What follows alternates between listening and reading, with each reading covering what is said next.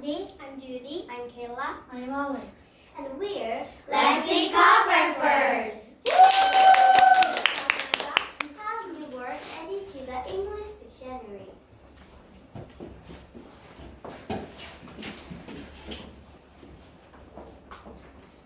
Everybody who speaks English decides together what is a word and what is not a word. Every language is a group of people who agree to understand each other. Now, when sometimes people are trying to decide whether a word is good or bad, they don't have a reason. So this is implied because grammar. But the word grammar, actually, there are two kinds of grammar. There are kinds of grammar that live inside your brain, and if you're a native speaker language or a good speaker language, it is just unconscious rules that you follow when you speak the language.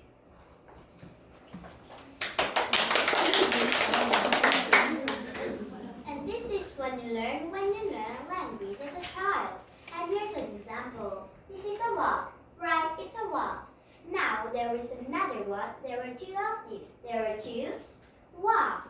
You know how to make a plot of walk. That rule lives in your brain. You never have to be taught this rule. You just understand it.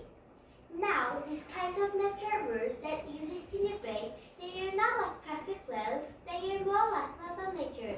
And nobody has to remind you to obey a law of nature, right? When you leave the house, in the morning, your mom doesn't say, "Hey honey, I think it's going to be cold. Take a hoodie. Don't forget to obey the law of gravity." Nobody says this.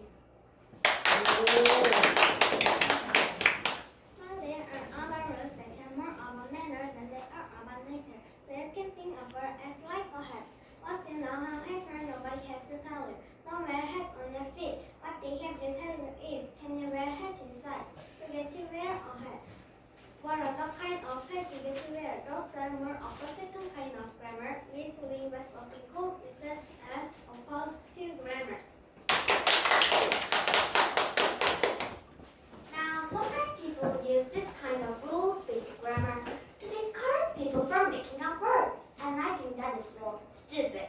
So, for example, people are always telling you, be creative in your music, do art, inventing, science and technology. But when it comes to words, they're like, no, creativity is not right here, you better give it a rest. But that makes no sense to me. Words are great, you should have more of them.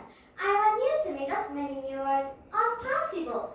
And I'm going to tell you 6 ways that you can use to make new words in English.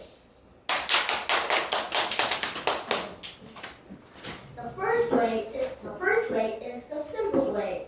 Basically, still that for other languages, linguists call this borrowing, but we never give the words back, so I'm just going to be honest and call it stealing.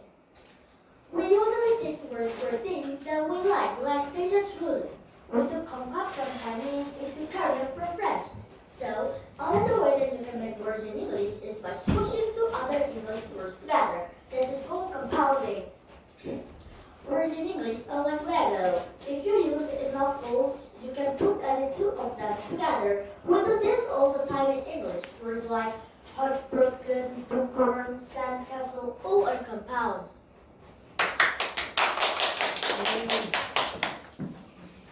Another way that you can make words in English is kind of like compounding.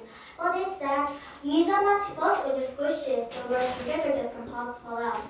So these are when we like brunch is a blend of breakfast and lunch.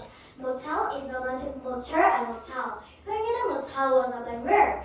Yeah, it is spelled in English, a lot of people don't know the difference the same. Entertainment is a blend of education and entertainment. And of course, electrocute is a blend of electric and execute.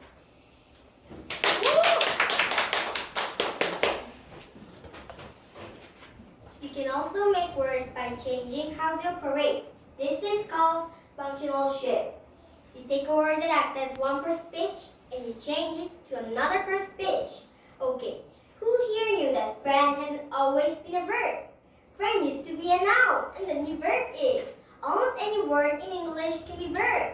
You can also take adjectives and make them into nouns. Commercial used to be an adjective and now it's a noun. And of course, you can bring things.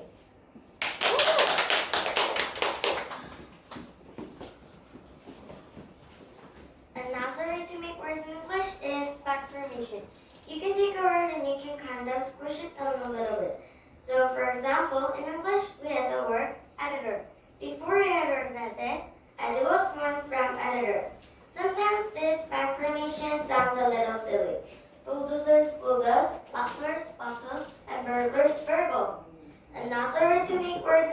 is to take the first letter of something and squish them together.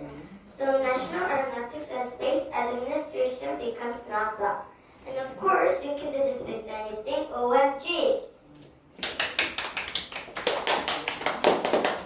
Why should you make art? You should make art because every word is a chance to express your idea and get your meaning across. And you work grab people attention. A lot they got people to focus on what you're saying. A lot of people in this stage have said, in the future, you can do this, you can help with this, you can help us explore. You can make new art right now. English has no age limit.